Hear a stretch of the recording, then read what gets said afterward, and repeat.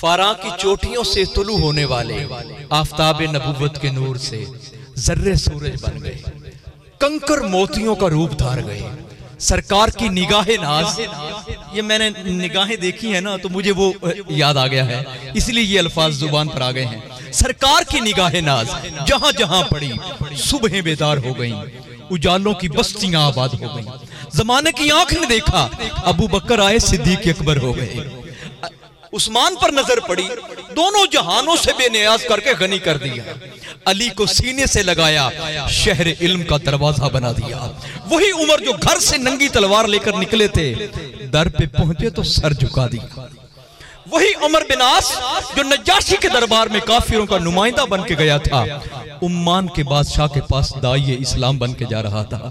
وہی خالد بن ولید جو احد کی لڑائی میں بت پرستوں کا سپہ سالار تھا، زمانے کی آنکھ نے دیکھا لات و عزا جیسے بتوں کو اپنے ہاتھوں سے خاک میں ملا رہا تھا اور دربار رسالت سے اللہ کی تلوار کا لقب پا رہا تھا۔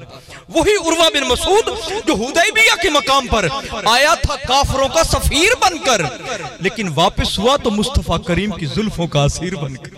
وہی ابو سفیان بن حارث جو سرکار کے سگے چچا کا بیٹا ہو کر بھی آپ کی شان میں گستاخانہ اشعار کہا کرتا تھا، زمانے کی آنکھ نے دیکھا حنین کے میدان میں اکیلا نبی پاک کی سواری کی رکاب پکڑے کھڑا نظر آتا۔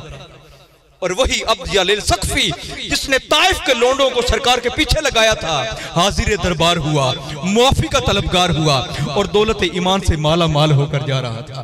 وہی طفیل بن عمرو دوسی جو قبیلہ دوست کا سردار تھا، مکے آیا تو دونوں کانوں میں روئی ڈالے گھومتا رہا کہ کہیں سرکار کی آواز نہ سن پائے، لیکن جب اپنے وطن یمن واپس ہوا تو گلی گلی نگر نگر میں سرکار کی آواز پہنچا رہا تھا۔ اور وہی بلال حبشی جس کے گلے میں رسی ڈال کر مکہ کی گلیوں میں گھسیٹا جاتا تھا، زمانے کی آنکھ نے دیکھا وہی بلال حبشی کعبے کی چھت پر کھڑا ہے اور اللہ اکبر کی صدائیں بلند کر رہا ہے۔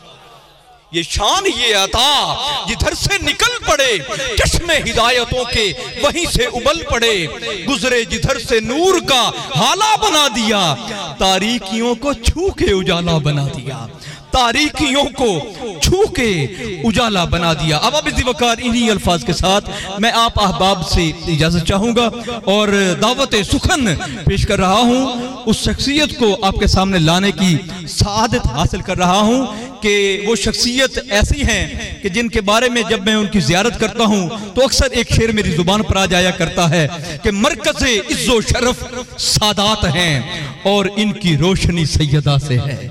معرفت کی بھیک مانگیں جس سے سب اہل جہاں، وہ گھرانہ آل احمد کے سوا کوئی نہیں، جگمگاتا ہے جہان معرفت جس کے سبب نور زہرا کے سوا وہ دوسرا کوئی نہیں، نور زہرا کے سوا وہ دوسرا کوئی نہیں۔ احباب ذی وقار، حسنین پاک کی نظر فیض کا یہ ایسا چشمہ ہے کہ جو چشمہ دلوں کی ویران اور بنجر زمینوں میں عشق مصطفیٰ کی زرخیزیاں بھر کے انہیں سیراب اور شاداب کر رہا ہے۔